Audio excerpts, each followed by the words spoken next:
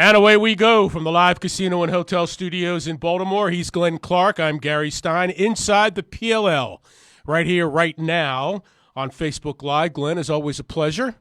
Good to see you, Gary. We got to figure this out. I thought the show was called PLL Weekly. Is it PLL Weekly? I think we decided on PLL Weekly, pal. I think that was what we went with. I know it's your show, so you tell me if I'm wrong. I mean, we got to change all the graphics. We got to change all the super production we did coming into the show this week, as you heard our multi-million-dollar imaging efforts in order to create a great rejoiner. We're gonna have to redo all of that. It's gonna cost us a lot, man. And it's all about PLL Weekly. That's PLL Weekly. PLL everywhere. Weekly it is then. We should talk. You more guys often, win. You and I. We're gonna have a pre-show meeting next week. Hey, listen, we got a good show today.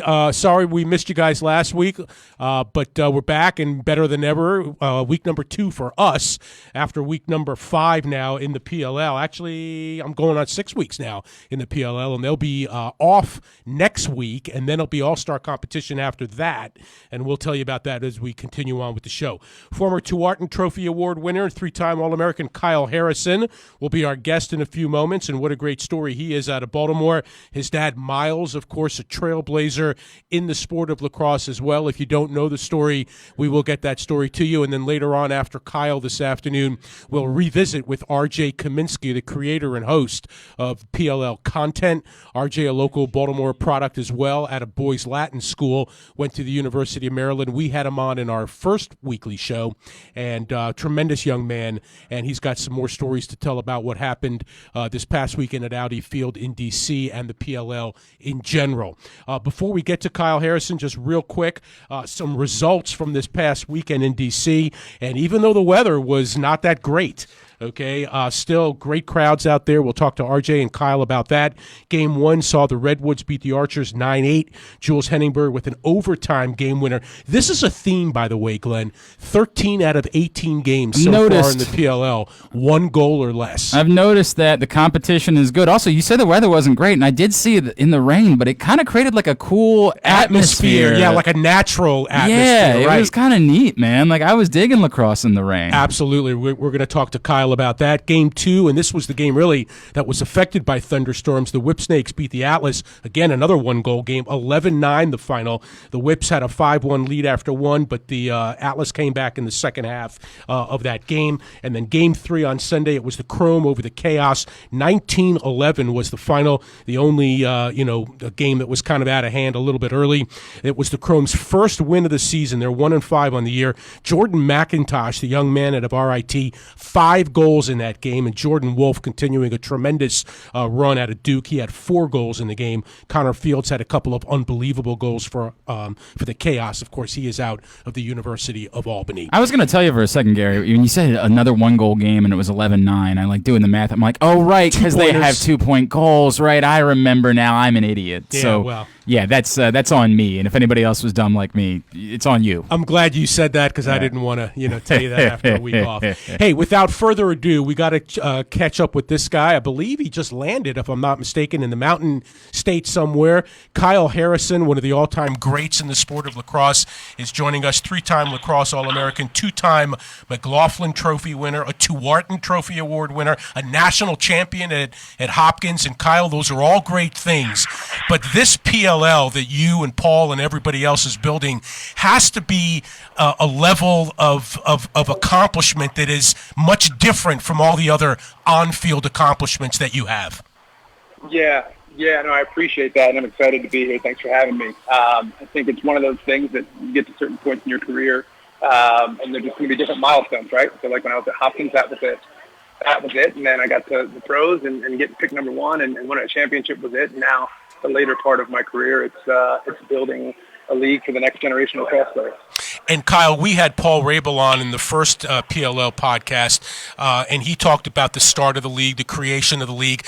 Tell us about your first meeting with Paul and just kind of like what your conversations were like back in the days when you were building this thing. Yeah, sure. So, originally, can you guys hear me okay, by the way? Yep, absolutely. Oh, great. Okay. So, Paul and I have been with competing sponsors for all of our professional career. And so obviously Paul and I were friends at Hopkins and friends through Team USA, and we stayed in touch, shared business ideas and bounced ideas off each other, but we never really had the opportunity to work together just because everything we were doing was kind of in conflict. And so when we sat down 2 years ago, I remember it was at the National Lacrosse Convention. We sat down for breakfast. And we had missed each other for literally 5 months. I was on the West Coast, he was back east, and then he was east, and I was just back and forth. And we finally, he was like, we have to sit down. I have something. We need to talk through it. It could be pretty big. We have to make time. So we made time on a Saturday morning. He talked me through it, man, and that was it. Kyle, what were the biggest goals for you? Someone who has been doing this for a while now, at 36 years old. I'm not trying to age you, but you've been through the ringer. Fair enough. But you've been through the ringers of playing the pro game and seeing all of these various things. When this idea was in front of you, what were the biggest priorities for you in terms of starting a new league? Yeah, no, so there were a lot, but I don't want to take up the whole time talking through 20 different things. But I think that the most appealing thing when Paul and I first talked, and then me, Paul, and Mike sat down again, follow up the talk, was the player experience, right? We want to enhance the player experience and give the professional lacrosse player a chance to run at it full time. I think, for me as a guy that, as you said, I've been in this for a really long time. I'm in year 15 now, and I've watched tons of guys retire before their prime, athletically, just to go get a real job or start their life or start their career, whatever it is. So for me, the elevated wages, the health care, obviously the social media support, all the different education we did at training camp, whether that was through nutrition, whether that was One Love Foundation, there'll be some financial literacy stuff in the future. We're just trying to arm the professional lacrosse player to really take a run at this full time. So for me, as a guy that's been fortunate enough to have a partner in FTX and all of my other sponsors that have allowed me to be a full-time professional lacrosse player at the time I graduated, that's just not the case. So the opportunity to create an environment that all players can have that is something that really excites me. And we're joined by Kyle Harrison, one of the greats in the sport of lacrosse, former All-American and national champion at Johns Hopkins, one of the co-founders of the Premier Lacrosse League, who just completed their 6th week down at Audi Field in D.C.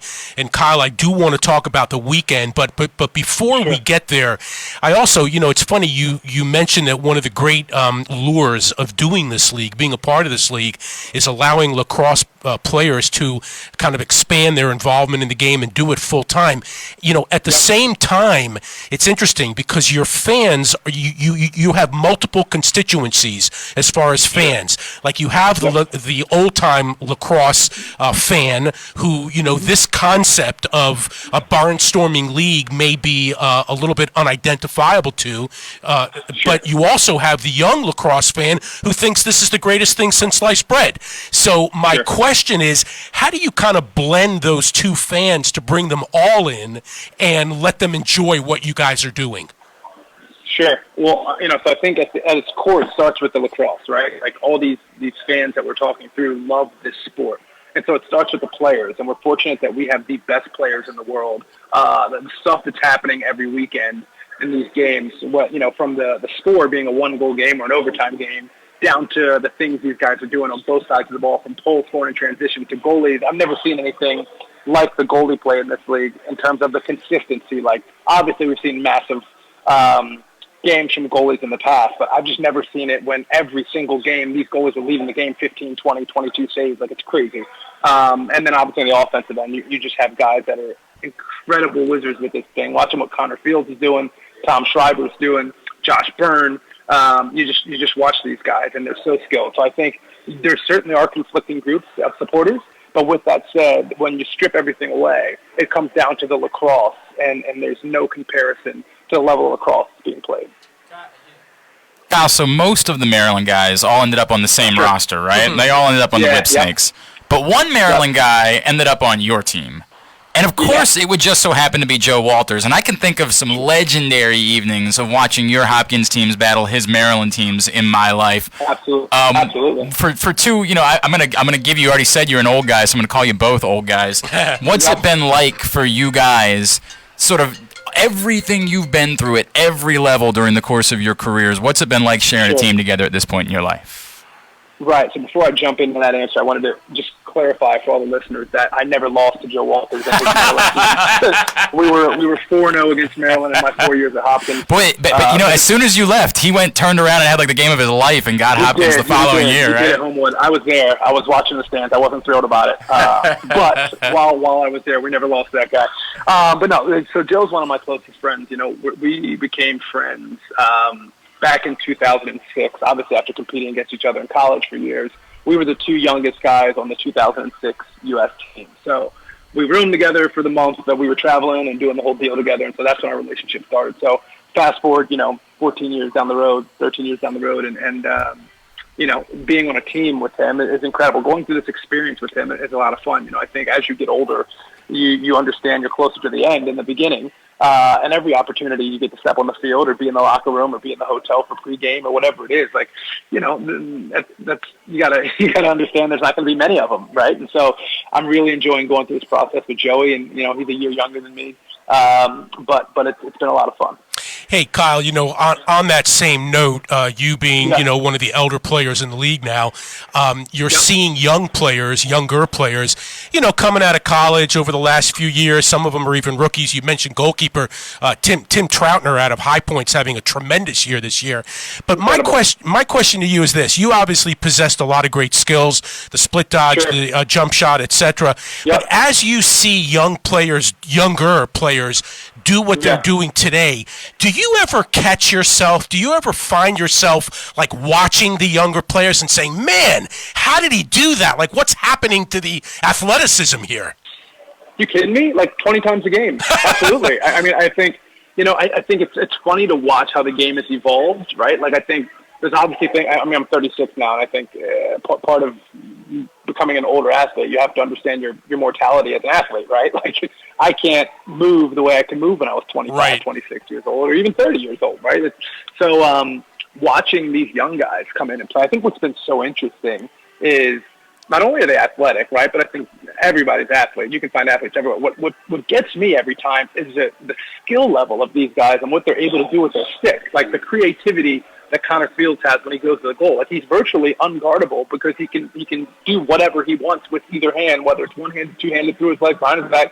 Like, he can do whatever he wants. We had a play in the Homewood game where I think Timmy made a save, which was out of control, ran all the way down the field, outlet him to a pole, and it was Garrett Epple. I don't know if it was in the same play, but Garrett Epple did like a face, he's a long pole, did like a face dodge kind of, move, and then like backhanded it into the top corner. And I saw it. What am I watching right now?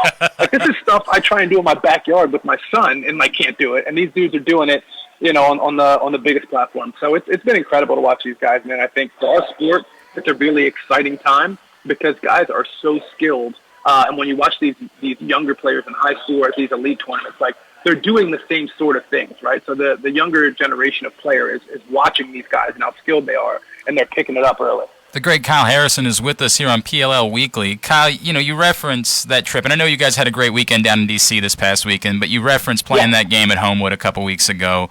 And I'm not trying to run you out, right? Because I'm not saying that you won't have a few more years of doing this, but to get that opportunity at this point in your career to come back and have a weekend like that with incredible crowds in Baltimore, knowing how much it means to this community, can you describe to me what that meant to you to come back doing this thing here in Baltimore?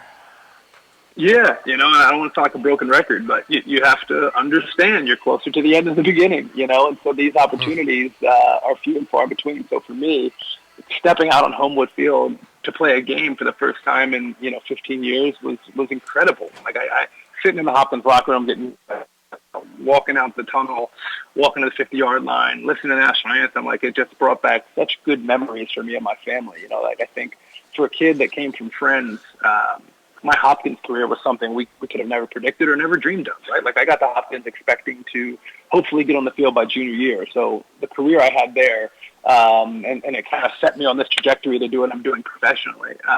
it's more than we could have ever dreamed of. So to be able to go back to that field, play a game, win a game, I mean, it was special. And I didn't tell my teammates before the game because I didn't want them thinking about it. But I had never lost a game on Homewood Field. My class is the only class that never lost in 4 years there. So wow.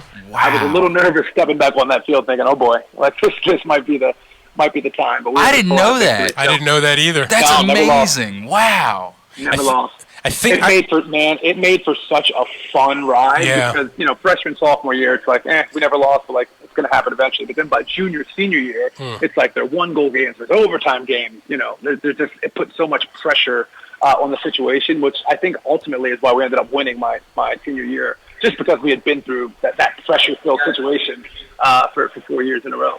Kyle, you mentioned your family was in attendance for the Homewood game, here in Baltimore a couple of weeks back. Your dad, actually, Miles, was interviewed a couple of times during the game. For the uninitiated, they may not know that your dad also was a trailblazer in the sport, played for Morgan State back in the 70s, the 10 Bears, famous story, one of the great upsets of all time, Morgan State beating Washington and Lee back in the day. Can you describe your relationship with your dad, not only as it relates to lacrosse, but just the two of you as men? Yeah. No, I think so. What my dad did, I think the best thing he did for me in this sport is he didn't push me towards it. And I think, some dads, I'm being a dad myself now, you have a tendency to want your kid to do what you did. And I think my dad let me naturally gravitate towards the sport, which is why I fell in love with it. For me, it was always basketball, soccer, lacrosse. Lacrosse was a third sport that kind of held my interest and kind of the thing I did when I wasn't doing the other two. And so it wasn't until my junior year of high school when I really started to understand my dad's history, what he had been through, what him and his teammates had been through, and kind of what this sport meant to my family. And so I started gravitating towards it because of that. And then, once the Hopkins thing happened, having him there supporting me and then this professional ride has been pretty incredible. But, outside of not pushing me towards the sport, I think the gift my dad gave me and my sister was he really believed in me for this thing before I believed in myself. And I think as a father now, I understand how important that is for your children. And my dad was lucky enough to get inducted into the Hall of Fame, I think last year maybe or 2 years ago. U.S. Lacrosse Baltimore chapter, and having my dad stand up there and introduce me, was a highlight of my career. I mean, that's the stuff out of a movie. And so he means the world to me, and he's been the reason that I've been chasing this thing as long as I have. Of course, we're talking about the great Dr. Miles Harrison, of course, is Kyle's dad. Kyle, I know obviously right now the individual goal would be like, hey, keep this win streak going when you guys get back from the All-Star break, right, and keep playing good lacrosse. But give me bigger goals. Give me goals for the league as you guys are going to start heading out west after the All-Star break into areas that maybe aren't traditionally as lacrosse, dominant. Goals for the league, and then maybe goals moving forward. Now that we're a half a season into this, what have you liked? What do you think still can improve? What do you want to see for the PLL moving forward? Yeah, so I think, you can always improve, right? Obviously, as an organization, we're happy with the progress we've made so far. Our players are happy. Ticket sales have been solid. I think as we discuss it on a daily basis, there's always room for improvement. And as we head west, it's exciting. I spent about 10 years, just under 10 years, living in L.A., in Orange County, my wife and I. So I'm excited to get back out there. I know the lacrosse community is growing there, exploding there.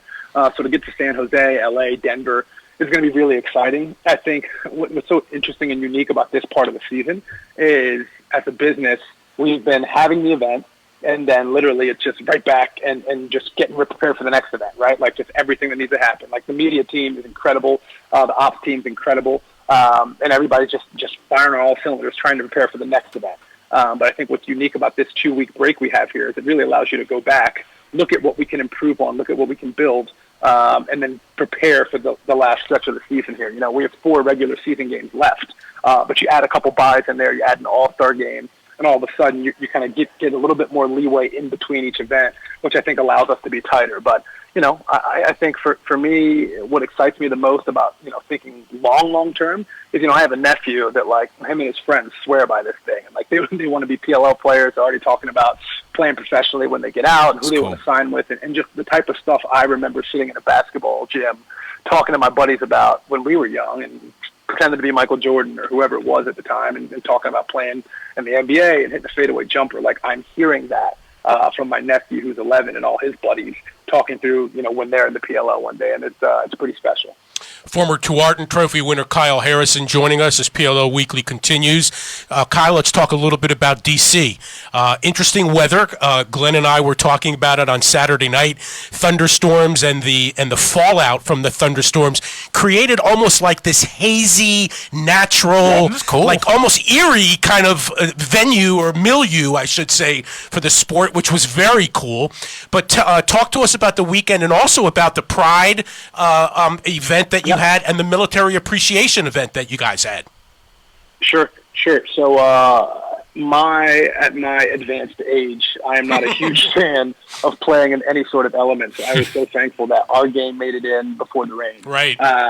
So that was wonderful. But me and Joe Walsh was actually hung around and watched the second game, and it did make for like a really cool environment, right? It was a night game. The rain was coming down. I thought the fans in Washington, D.C. were incredible for hanging around. We got to walk around the stadium, Times Square, we got to hang out and just keep the energy high. I think, again, and speaking to our media team that I mentioned earlier, they're just incredible energy-wise, and RJ was just, I know he's coming on in a little bit, but RJ was running around with his camera, keeping all the kids engaged and excited, and I think that really made the rain delay pass quickly, which was great. But, I think for the Pride Day and Military Appreciation Day, obviously I'll start with the military appreciation. I think that's obviously extremely important. The military, I think everyone probably has a family story related to the military, some branch of the military. And so for me, it was both of my grandfathers, my brother-in-law. And so the opportunity to honor our military was incredible and something we're extremely proud of. And we'll continue to do that as we move forward, as there are a handful of other initiatives that will be announced in coming months. And then for me personally, part of my role within the PLL is the head of Director of Diversity and Inclusion. And so working with You Can Play to kick off our Pride Day has been a lot of fun. It's been a couple months of work, just getting a better understanding of what those days typically look like. I think for them, it's typically at a game, like there's one soccer game and they do, a Pride Day. But I think for us, with it being a weekend event, there was just a little bit more moving parts to the activation. So having them there in our Premier Zone, handing out information, having folks come by their booth, STX made an incredible Pride-themed helmet that we raffled off. Like it was just a really special day on Sunday to kick off that Pride Day. And again, we'll be doing more initiatives there, and we actually may do another Pride Day in Denver, which we're excited about. That's very cool. Kyle, my last one for you. It's heavy, and it's going to require you to put the Director of Diversity and Inclusion hat back on. Sure. You've been such a face for the black community when it comes to the game of lacrosse over the years, and I know that, like Trevor, for example, Trevor Baptiste is moving into that role. Where are we at big picture as far as the black community and the sport of lacrosse as a whole? Where is the relationship right now, and how do we continue to improve the relationship between the sport of lacrosse and the black community in the coming years? Sure. So I think it's still fractured, probably, right? Like it's a work in progress, just like a lot of things are in our sport. I think at the PLL, I've been lucky in that Mike and Paul, from the beginning, have been very open to all diversity and inclusion initiatives.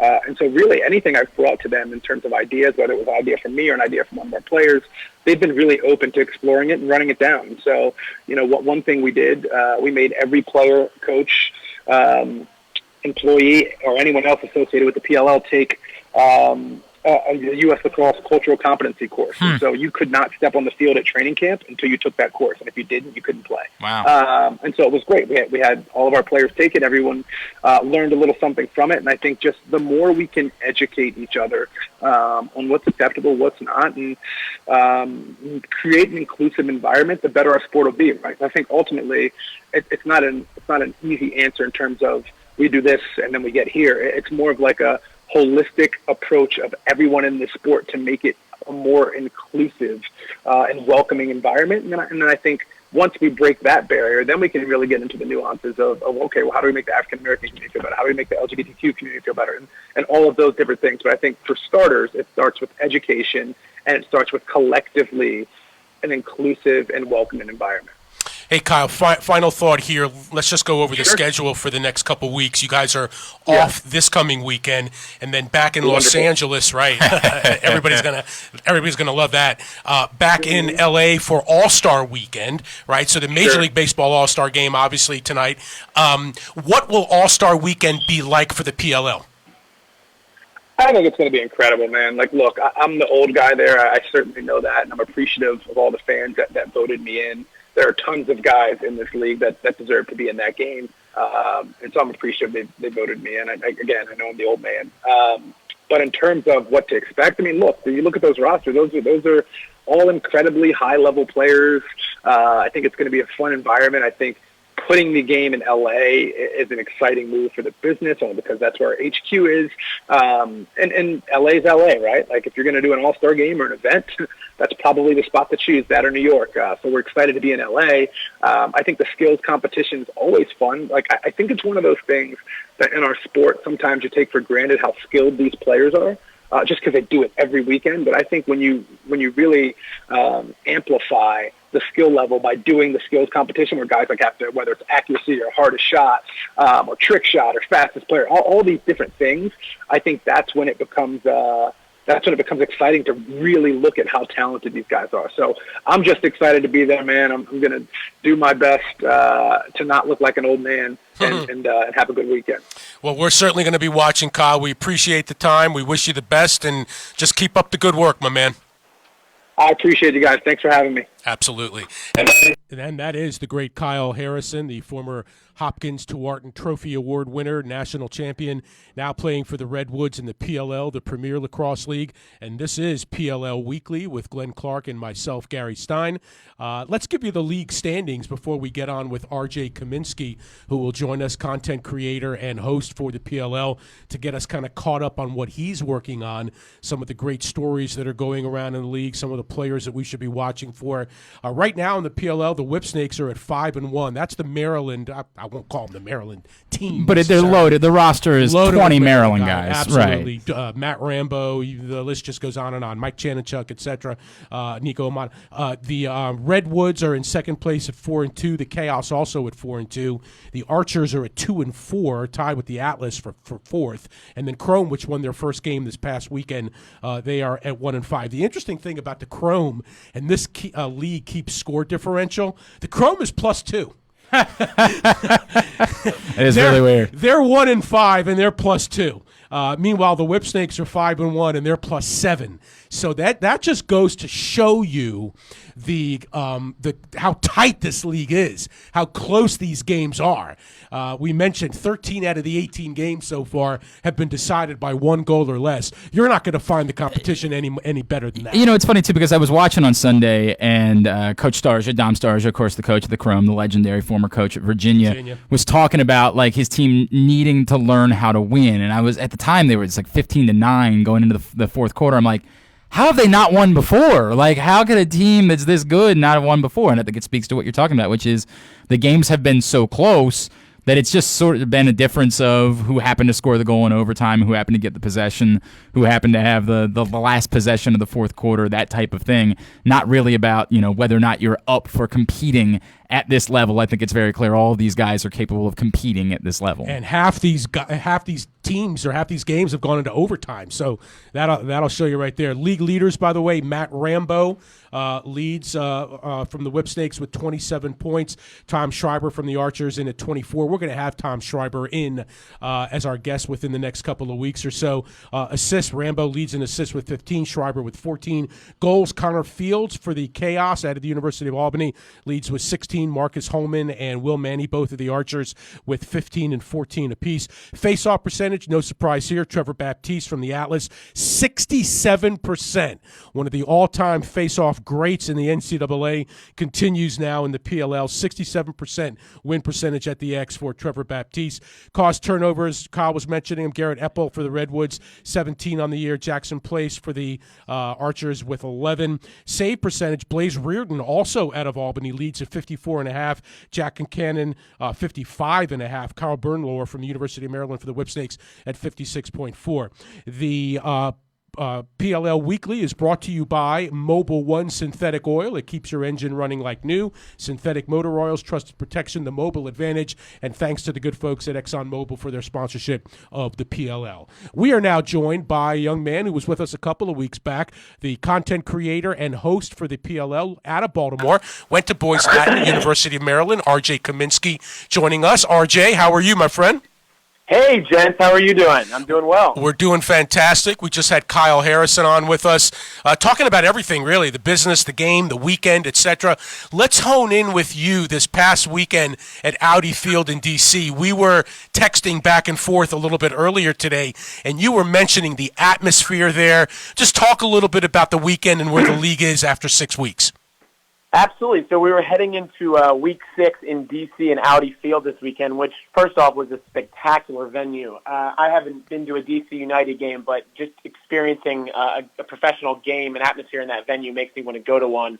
But speaking to the atmosphere specifically this weekend for us in D.C., there were a couple moments that really took my breath away with the amount of support and folks that came out to all 3 games, and the thousands of folks that even endured the monsoon on Saturday and stuck around through a tremendous amount of wind and rain to see the conclusion of the game there that evening. So it was an absolutely incredible week all around as far as the energy and atmosphere, and DC really, really brought it.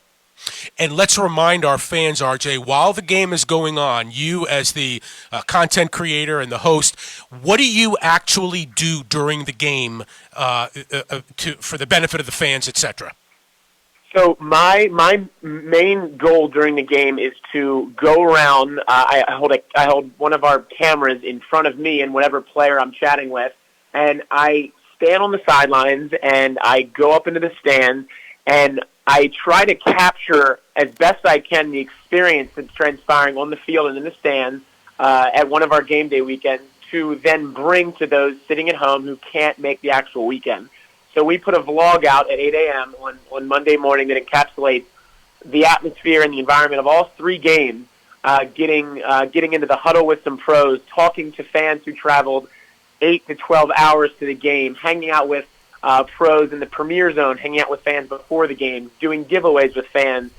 Pretty much all of the best action packed into one 10 to 14-minute video to bring that experience to the fans at home. I feel like the best way, if you're a fan of the PLL and you're going to a game and you want to end up in that Monday vlog, from my viewing experiences in recent weeks, the best way to go about doing it is to show up wearing like an RJ shirt, is to show up talking about what. No, I feel like those RJ fans are getting more and more exposure in these Monday blogs in recent weeks. Yeah, if you show up like the couple of kids did in Atlanta with the body paint of my name, you're really guaranteed to get in the vlog. Yeah. I know that might set a precedent going forward, but I'm totally fine with it. And I actually got those kids down on the field during the game because I was so amazed that they actually did that. So. Hey, RJ, speaking of that, your social media, and when I say you, I mean you specifically and the league in general, your social media presence is just tremendous. Instagram, just everywhere, really. What kind of feedback are you getting from your fans, young fans, old fans, whatever, whoever, as far as your social media and the type of content that you're actually creating? Well, we're getting a ton of tremendous feedback on the videos that go out on Monday, Tuesday that encapsulate the weekend, whether that's our slow-mo highlight videos, whether that's our mic'd up series, whether that's the vlog, whether that's the all goals video, the all face-off videos, the all save videos. We really hit the nail on the head from the highlight perspective, and then the broadcast perspective. Well, people are always complimenting both the highlights we put out on social and how tremendous the broadcast is. But, we said in week 2 or 3 specifically, we reached out to our audience and said, okay, we're delivering all of these highlights from the weekend. We're delivering X, Y, and Z, but what are we missing? What else do you guys want to see from us? Do you need more access in the locker room? Do you want a specific video on the halftime speeches? Do you want the player interviews at the end of the game? So we asked our audience, and they responded, and we feel like we're serving just about every request that's been asked of us from the media side, and we're continuing to ask that question and see what we can put out to give our fans more exposure to our players. RJ Kaminsky is with us here on PLL Weekly. RJ, what have we're halfway through the season at this point, right? What have you already noticed that is, say, different from week 1 to week 6 about the league, about the fans, about the atmosphere? What are the things that you've already noticed that have started changing and really, as good as it was to begin with, has even improved at this point now at the midway point of the season? What I think has it's been there from week 1. I think it's 1, the buy-in from the players, and 2, the excitement of the fans. So it's been absolutely incredible to have a front row seat to see going from training camp where a lot of guys were, buddy the first few days and obviously leading up to training camp, to now through week 6, there's guys that obviously they clearly aren't talking to one another, and guys that are engaging in verbal confrontation on the sideline, and guys that need to be separated on the field. There's just this incredible competitive spirit between all the teams, but specifically a lot of individual matchups that has been really exciting to watch heat up through the season. And then 2, from the fan side, when I'm out there in the Premier Zone, I'm engaging with fans and we're hanging out with players. Hearing the folks that come up to top each other for how far they traveled to come to a PLL weekend. When we're down in Atlanta, like there were several Miami families that drove 8 to 12 hours to come to the event. It's absolutely incredible. Hey, yeah, I'm sorry. Go. Yeah, absolutely. So I think from the fan excitement perspective, it's only continuing to grow, as well as the competitiveness of the guys on the field. So take me through your week, RJ, because you basically have, Saturday and Sunday your games, right?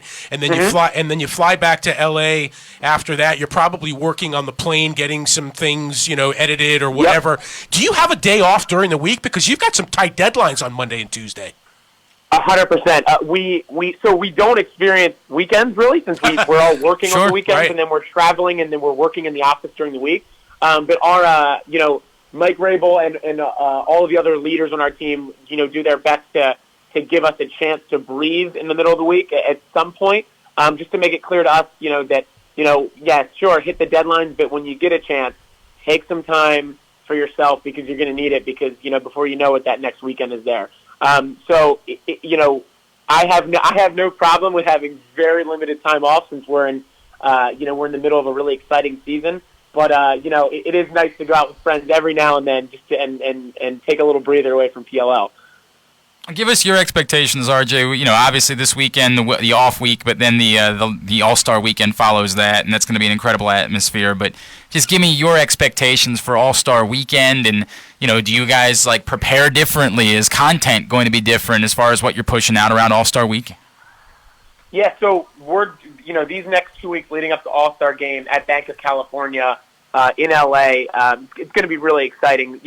A lot of the guys that are coming out there, we have a lot of veterans, we have a lot of young guys, but the excitement is at an all-time level for these players that are flying out for an all-star experience that our team is prepared to deliver, whether that's red carpet, interviews, experiences, trips before the game, on-field interactions with some celebrities that will be attending. We'll be doing a competition after the actual game itself on the field. And we're going to have a ton of interaction between the fans and the players that are coming out. So our goal as a team, guys, is just to deliver an experience, a one-of-a-kind experience that these pros have worked their tails off for, and that they deserve this weekend. Hey, RJ, so I'm on the site right now, PremierLacrosseLeague.com, and on the front page, it's a coach's corner with Nat St. Laurent from the Redwoods, and it brings up an interesting point to me. In the college game, not only do you have great players, obviously, but you also have longtime coaches who are institutions at their colleges. Hopkins has had many. Dave Petramala, of course, is there now. Roy Simmons, legendary at Syracuse. John Desko now. And the list goes on and on. Dom Starja at Virginia for so many years, et cetera, et cetera. What kind of coaching personalities and what kind of relationship media-wise and content creation-wise do you have with the coaches in the PLL? I'll be honest. I foresaw perhaps seeing a few instances where maybe I could see myself crossing the line, or maybe sticking a camera in these guys' face at the wrong time during this season. I had a few of those thoughts at training camp, and seeing how's this actually going to go? the relationship that I have fostered between every one of these 6 specific coaches has been incredible. They are always willing to give us an incredible access, as they know that a big part of our business is media driven and giving fans the ultimate access to these players. So they have been absolutely incredible from a relationship standpoint and an access standpoint. And I really couldn't ask for much, much more from these coaches. They've really been incredible to work with. And my relationship with each of them specifically has been continuing to develop, and they're all really incredible in their own unique ways. All right, so you guys are off this weekend, quote unquote off. Are you actually off, or what are you going to be doing? No, we are not off. It is not a vacation. But we're spending this week preparing for the All-Star game when it comes to ticketing, logistics, and all the fun things that we have planned for our players and our fans that are coming out to Banc of California. Because as I mentioned earlier, we're looking to make this a real one-of-a-kind experience for our players and our fans, and it's going to be a great week. I'm excited for it. No vacation time here, but it is nice to have some added time to lead into All-Star break. Hey, final thought for you, and Glenn asked you before, from week 1 to week 6, content-wise, what do you notice, this, that? Just your overall experience, and I know you've been involved in the sport for years, dating back to high school, back at Boys Latin, but just this 6-week experience so far, the travel, the commitment, the content creation, the tight deadlines, etc. Is it more than you expected? How would you categorize it? It's more than I expected. There's an energy right now around the pro game right now in the PLL that has never existed before in professional lacrosse, and it is I wake up and I'm grateful to be a part of it and a part of the team that's driving that every single day. I have friends of mine that ask me about the PLL on a daily basis that would never have an interest in pro lacrosse, and it's hearing the fans that are driving 10, 12 hours to see their favorite team play. And seeing the thousands and thousands of fans that come out and endure the rain delays, all in our first year in existence of the league. It's all overwhelming, but this energy is only going to continue to grow. And as I mentioned just a second earlier, I'm really just grateful to have a front row seat and be a small part of it. Sounds good, RJ. Keep up the good work, my friend. I'm sure we'll be checking back with you. Absolutely, and I appreciate the coverage from you all, continuing to have eyes on the league and continue to get your audience on board as well to give the PLL a chance. Absolutely, you got it. Thanks, man. Thanks, guys. RJ Kaminsky, great young man, internet sensation, and I don't say that lightly. I mean, this is true. What he's doing for the PLL right now, what he's got going on social media, Facebook, Instagram, Twitter, everything, the website, the highlights, the coaches' corners, the player exposés, etc. Just a lot of tremendous stuff, and really doing a great job. Hey, quick reminder that we're brought to you by ExxonMobil. One synthetic oil keeps your engine running like new. Synthetic motor oils. Trusted protection, the mobile advantage. Glenn, I think that's going to basically do it for the show. By the way, I would go encourage everybody to watch. They did a lot of videos. We talk about the All-Star game coming up. If you go to the social account at Premier Lacrosse on Twitter, they've got videos up of the draft, the All-Star draft, Matt Rambo and Trevor Baptiste selecting their teams. And I think it's always fun to watch those guys kind of talk about, hey, here's why I want this guy, and somebody's feelings might get hurt. I think it's fun content to go take a look at. So at Premier Lacrosse on Twitter, go check all that out right now as they have the All-Star draft with Matt Rambo and Trevor Baptiste drafting their teams. And look, I've got to tell you, I'm sure there have been hiccups and there's going to be ups and downs, and there have been ups and downs, etc. I mean, that's just natural, especially for a quote-unquote startup like this is. But I got to tell you, I mean, I've been, when I grew up in South Florida, okay, I didn't know about lacrosse. We didn't have lacrosse in the 70s and 80s. Yeah, the 70s and 80s. That's right. Funny. Yeah, sure. In the 30s and 40s, you mean. Right. Like, yeah, I get it. It's okay, Gary. You don't have to lie to us. Don't overage me. But anyway, I just started, when I moved to Baltimore in 87 is when I got introduced to the sport. Of course. And I didn't really get into it until the 90s or so, right? But I got to tell you something, from the first 6 weeks, the way that NBC Sports is covering it, the way that they're present on social media, the type of crowds and the type of atmosphere that I saw at Homewood Field a couple of weeks ago, I think this league is onto something here. I think there's a lot to like. I think there's an awful lot to like. I think like everything, there's room for growth. And clearly, you joke about, we were talking with Kyle, he's like, well, I want to sell more tickets. Like everybody wants to sell more tickets, Absolutely. right? That's not unique to the PLL necessarily. It's not unique to lacrosse. It's something that everybody's dealing with. The Baltimore Orioles would like to sell some more tickets right now. So yeah, you're not seeing 20,000 people out for every game. But they're building something. I think the biggest issue this season was proving there's a there. And at the halfway point of the season, I think we can say definitively there's absolutely a there. Now, can this continue to grow and what the next direction is? But the lacrosse has been good, the atmosphere, all the other stuff that they prioritize going into this season. As you mentioned, the social media stuff, the fan experience. I think right now those boxes can be checked. And where do you go from here? I think the plan was a good one. I think they've got some good venture capital behind it. They've got excellent media behind it. And I think when you have those things, when those things are in play, it allows you to think big, to come up with big ideas, to take chances. Sure, you're going to have to be responsible for the outcome, but but they are allowed to take chances, and that's exactly what they're doing. They're allowing their players to take chances. They're allowing the business to take a chance. They've got the support behind it, and I think that I think there's growth here. Absolutely. I agree with you, Gary. It's great to have you back in the Live Casino Hotel studio. Absolutely, it's great to be back. We'll do it. We'll round it up again next week and try it again. Good, man. All right, my man. Thank you so much, and thanks for joining us here on PLL Weekly.